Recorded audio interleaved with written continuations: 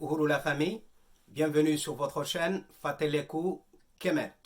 Nous louons le Créateur de l'univers et nous honorons nos ancêtres. Fateleku Kemet est une chaîne pédagogique. Nous présentons des livres et nous faisons aussi des commentaires sur l'actualité. Aujourd'hui, nous continuons cette série d'exposés pour attirer l'attention des Africains sur ce qui se passe au moment où nous parlons en Mauritanie. Nous avions, dans notre précédente vidéo, évoqué les événements qui ont démarré il y a presque 2 mois maintenant. L'État mauritanien, par le biais des Arabo-Berbères des Beidane, est entré dans un processus, celui de l'expropriation des terres des Africains qui vivent le long du fleuve Sénégal, la partie nord de ce fleuve. On est dans le sud de la Mauritanie. Et donc depuis, les Africains se sont levés, les Africains du village en question, le village de Ngaoulé. Ils se sont levés, ils ont protesté contre cette spoliation de leurs terres et le gouvernement mauritanien n'a répondu que par la violence et la brutalité. Et nous savons donc que entre 15 et 23 personnes ont été arrêtées, des manifestants pacifiques ont été emprisonnés. Et depuis, certains d'entre eux ont été libérés. Et donc nous avons entre 13 et 15 personnes qui sont en prison. Une femme qui était enceinte a été libérée et les autres sont toujours en prison et ils ont entamé une grève de faim. Et donc, dans la vidéo d'aujourd'hui, nous proposons de partager avec vous des images, mais aussi des interventions de la société civile mauritanienne, aussi des Africains mauritaniens qui sont à l'étranger, qui eux aussi disent ce qu'ils pensent. Et par la suite, nous nous appuierons sur 4 livres pour approfondir la connaissance des Africains qui ne connaissent pas la Mauritanie. La Mauritanie est un cas exceptionnel en Afrique. On est au XXIe siècle et c'est un pays qui pratique ouvertement l'esclavage. C'est-à-dire qu'en Afrique, aujourd'hui, il y a un pays où des êtres humains, des Africains, sont la propriété privée des individus qui sont des descendants d'envahisseurs. Ils peuvent les vendre, ils peuvent les prêter, ils peuvent les louer. Et nous pensons que c'est une situation qui est intenable. L'expropriation des terres des villageois d'Ongaolé n'est en fait que la partie visible de l'iceberg. La Mauritanie est le pays le plus arriéré au monde. La Mauritanie est un pays qui est moralement corrompu. Et donc, nous faisons ces exposés pour vraiment attirer l'attention des Africains et leur signaler que le peuple africain de la Mauritanie est un peuple en danger. C'est un peuple qui a déjà échappé à un génocide. Certains hésiteraient à utiliser ce terme, mais nous sommes clairs. Les événements qui se sont déroulés il y a 30 ans, c'est-à-dire entre 1989 et 1991, il y a eu un génocide avorté. Des milliers d'Africains ont été tués, plus de 250 000 Africains ont été déchus de leur nationalité et expulsés du pays. Ceux qui veulent en savoir plus peuvent se référer à notre vidéo précédente.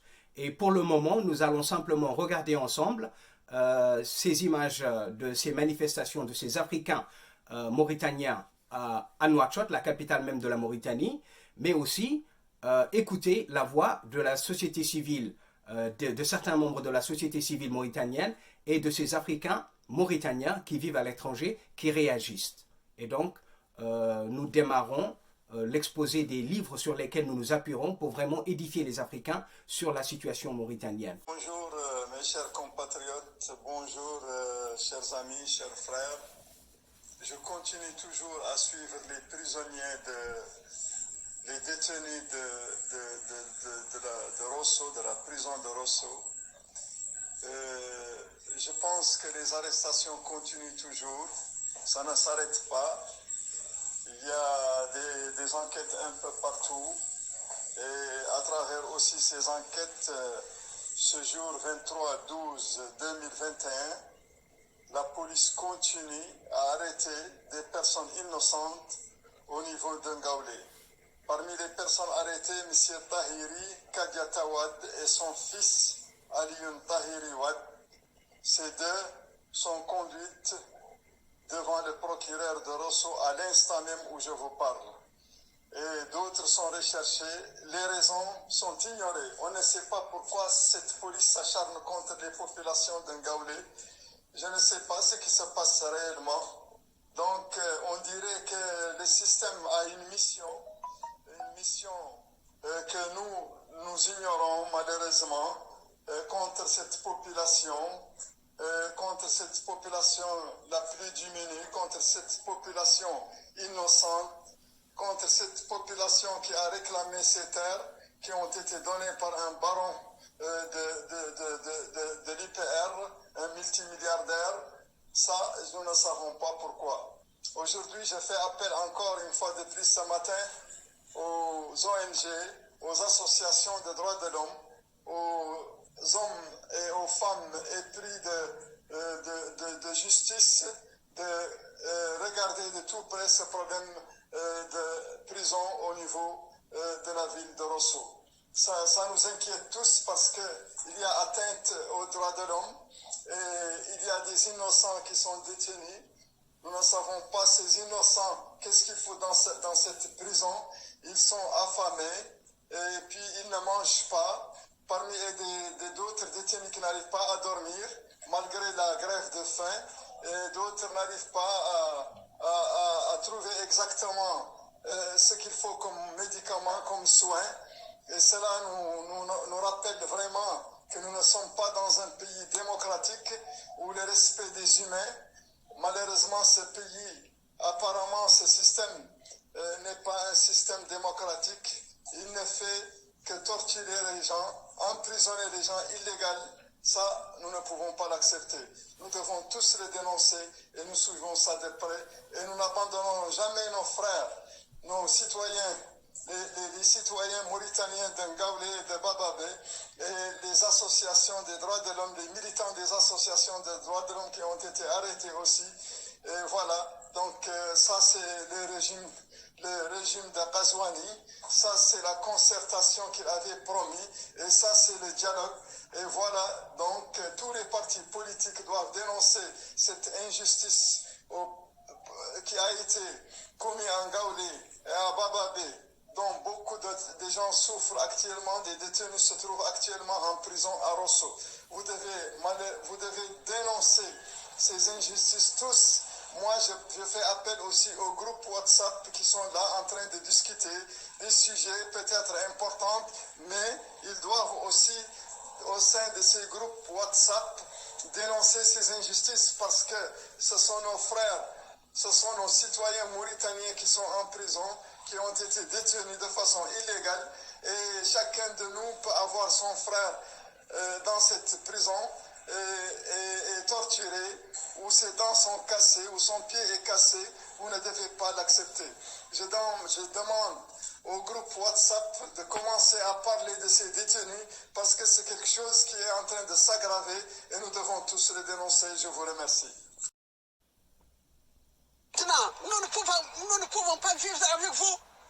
Il faut qu'on divise la Mauritanie. Le Nord, vous partez, vous faites... Vous voulez être des Arabes, il faut être arabe, on s'en fiche.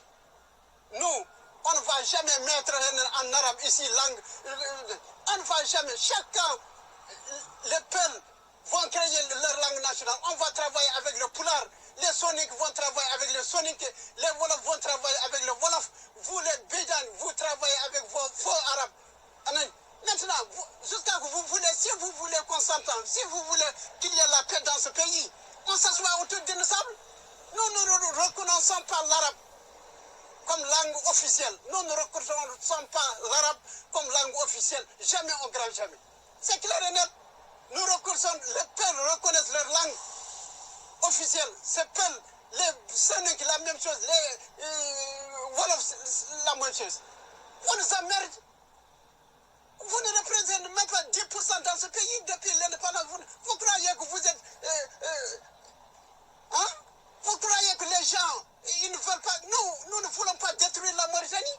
Si nous voulons détruire la Mauritanie, wallahi, vous ne restez pas. Depuis très longtemps, vous allez fuir de la Mauritanie. Vous allez sortir de la Mauritanie. Et vous nous emmerdez ici. Wallahi, la Mauritanie sera divisée.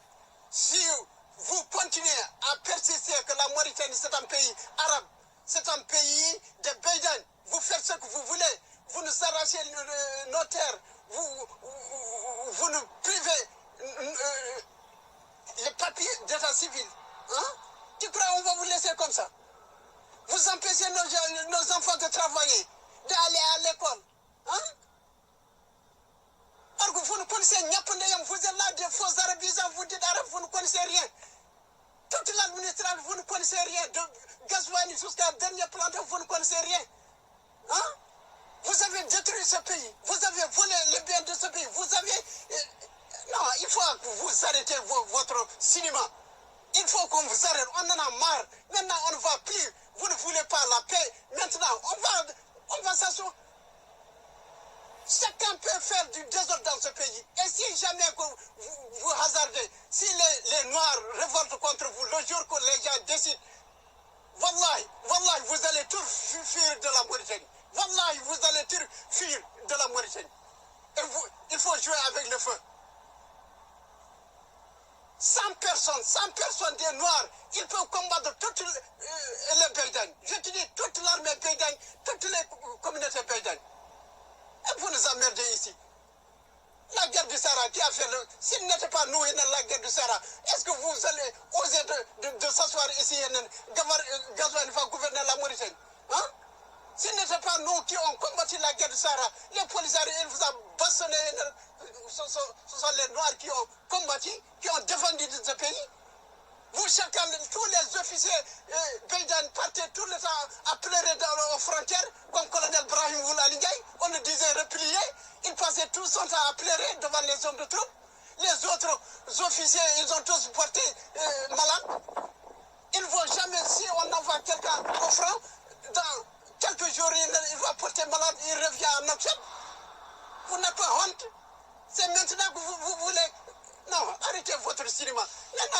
multiplie.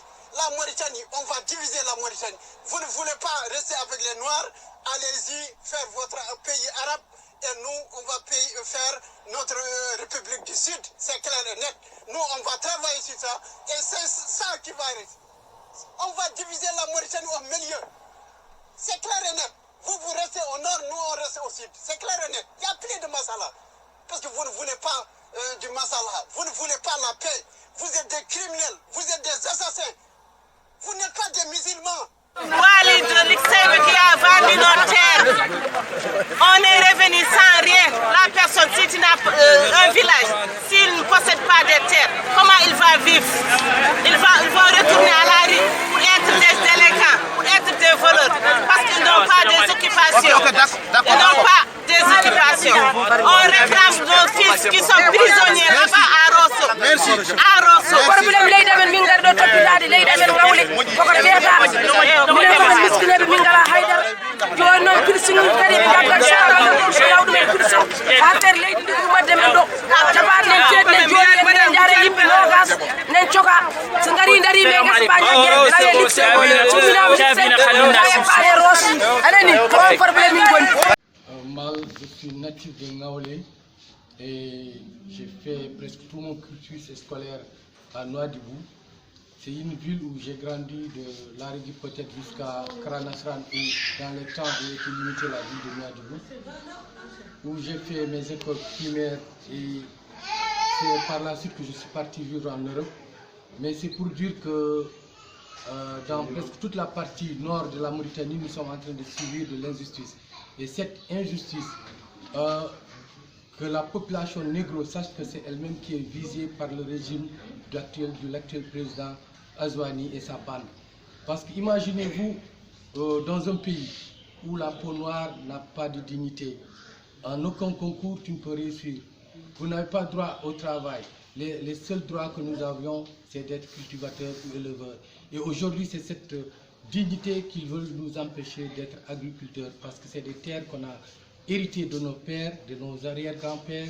Et quand on parle, par exemple, l'exemple de Bababé, c'est un exemple parmi tant d'autres pour vous dire que seulement aujourd'hui, si la population négro-africaine qui vit au bord du fleuve Sénégal doit savoir que c'est toute cette population noire qui est visée à travers Bababé, à travers Mbagne, à travers Ngaolé.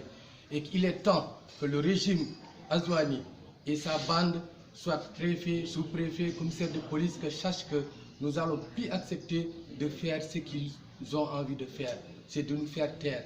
Poser leurs mains sur nos terres et nous dire cette terre par des bombes lacrymogènes, des matraques, on dira non. Parce qu'ils auront beau à nous tuer, à tuer les femmes, les enfants, mais nous n'aurons jamais baissé les bras. Parce que s'ils voulaient Azouani, je dis que c'est une suite logique de Maouya, parce que c'est la même bande dirigeante qui a dirigé la Mauritanie depuis 1986 jusqu'à maintenant. Qu'on ose le dire.